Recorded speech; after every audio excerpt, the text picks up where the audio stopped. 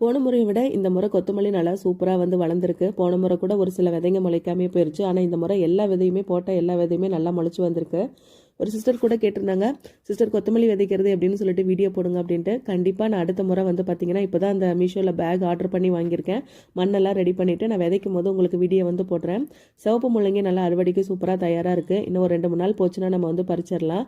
அப்புறம் இந்த பேக் தான் வந்து ஆர்டர் பண்ணி வாங்கியிருந்தேன். சரி இப்போ கொஞ்சம் தண்டிக்கீரை பாலக்கீரை எல்லாம் போட்டுக்கலாம்.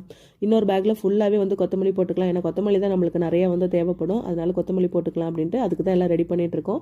கொத்தமல்லி விதைக்கும் போது கண்டிப்பாக வீடியோ போடுறேன்.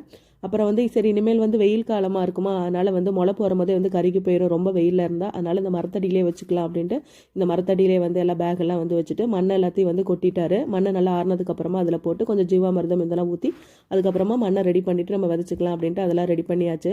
ஏன்னா ரொம்ப நிழலாகவும் இருந்தாலும் வராது அப்படின்னு சொல்லிட்டு இந்த காஞ்ச கொடி எல்லாத்தையும் பறிச்சாச்சு. அதில் கொஞ்சம் அவரைக்காலாம் இருந்துச்சு கடைசி அறுவடை. அப்புறம் அதையும் நல்லா சூப்பராக எல்லாத்தையும் பறிச்சாச்சு. இன்றைக்கி என்ன சாப்பிடுன்னு பார்த்தீங்கன்னா இன்றைக்கி சாதம் ரசம் அப்புறம் பச்சைப்பயிர் முளைக்கட்டி வச்சுருந்தேன். அதுக்கப்புறம் காலிஃப்ளவர் முட்டை போட்டு நல்லா சூப்பராக வந்து வறுத்தாச்சு. இன்றைக்கி தான் எங்கள் வீட்டில் சாப்பாடு ஃப்ரெண்ட்ஸ்.